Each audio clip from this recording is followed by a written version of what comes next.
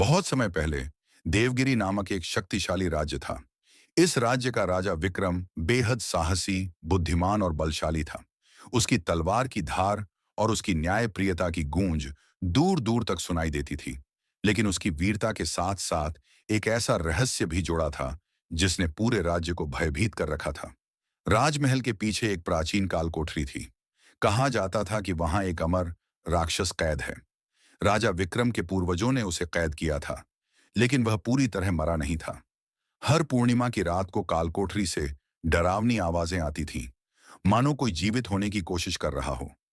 राजा विक्रम ने इस रहस्य को सुलझाने का निश्चय किया।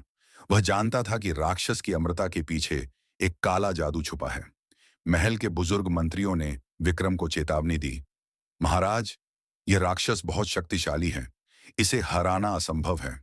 लेकिन राजा विक्रम ने मुस्कुराते हुए कहा, असंभव वही होता है जिसे करने की हिम्मत कोई नहीं करता।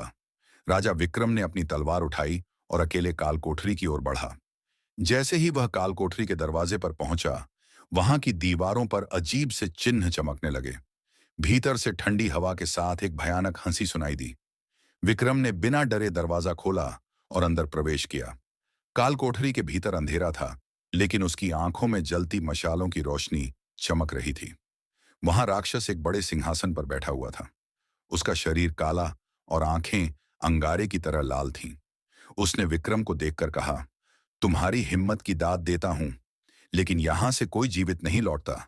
विक्रम ने जवाब दिया, मैंने सुना है कि तुम अमर हो, लेकिन आज मैं तुम्हारे इस अभिमान को तोड़ने आया हूं। राक्षस हंसा और बोला, यदि तुम मुझे हराना चाहते हो तो तुम्हें मेरी आत्मा तक पहुंचना होगा, लेकिन वह आत्मा यहां नहीं है। विक्रम चौंका और पूछा, तुम्हारी आत्मा कहाँ है? राक्षस ने एक शर्त रखी, मेरी आत्मा को ढूंढने के लिए तुम्हें 3 खतरनाक परीक्षाओं से गुजरना होगा। यदि तुम सफल हुए तो मेरी आत्मा तुम्हारे सामने होगी, लेकिन यदि असफल हुए तो तुम्हारी आत्मा मेरी कैद में होगी। पहली परीक्षा में विक्रम को एक गहरे कुएं में उतरकर एक जहरीले सांप से एक जादुई कुंजी लानी थी।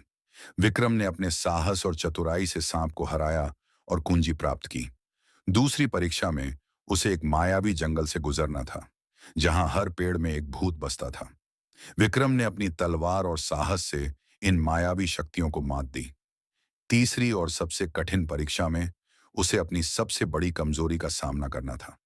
विक्रम को अपने भीतर का डर दिखाई दिया, अपनी प्रजा को खोने का डर। लेकिन उसने अपने मन को शांत किया और अपनी कमजोरी पर विजय पाई। जब विक्रम ने तीनों परीक्षाएं पूरी कर लीं, तो राक्षस की आत्मा एक काले मणि के रूप में प्रकट हुई। विक्रम ने अपनी तलवार से उस मणि को तोड़ दिया। उसी क्षण राक्षस धुआं बनकर गायब हो गया और उसका जादू हमेशा के लिए खत्म हो गया।